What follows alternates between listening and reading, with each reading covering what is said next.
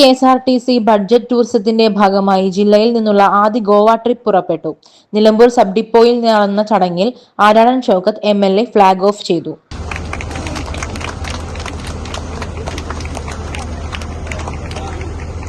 ഇവിടെ കെ.എസ്.ആർ.ടി.സിയുടെ പുതിയ സംരംഭം, അത് തേക്കിന്റെ നാട്ടിൽ നിന്ന് തീരദേശത്തിന്റെ നാട്ടിലേക്ക്, ബീച്ചിലേക്ക്, ഗോവയിലേക്കുള്ളൊരു യാത്ര.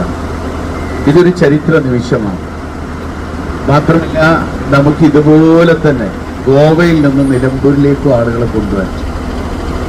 നമുക്ക് നിരവധി ആളുകൾ ഇപ്പോൾ തന്നെ ശനിയും ഞായറും എനിക്ക് തോന്നിയത് ആയിരക്കണക്കിന് ആളുകൾ നിലമ്പൂരിലേക്ക് വരുന്നു. പക്ഷേ നമുക്ക് പലതും പാതി വഴിയിൽ കിടക്കുന്നത് കൊണ്ട് നമുക്ക് പലതിലും നമുക്ക് ആളുകളെ വേണ്ടത്ര ഉല്ലസിപ്പിക്കാൻ കഴിഞ്ഞോ എന്നതിൽ നമുക്ക് ഒരു സംശയം.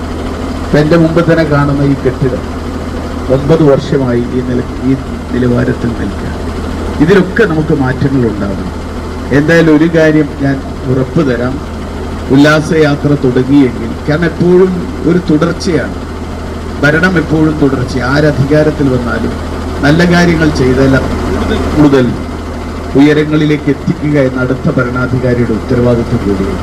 ബഡ്ജറ്റ് ടൂറിസം ജില്ലാ coordinator S Shijeen, Nilambur coordinator K Abdul Nisar, controlling inspector P Shaji തുടങ്ങിയവരും ജീവനക്കാരും സംബന്ധിച്ചു.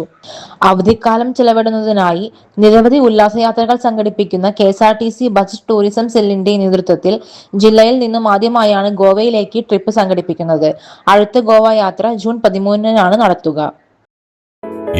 Gold, pure gold. Group Nilambur.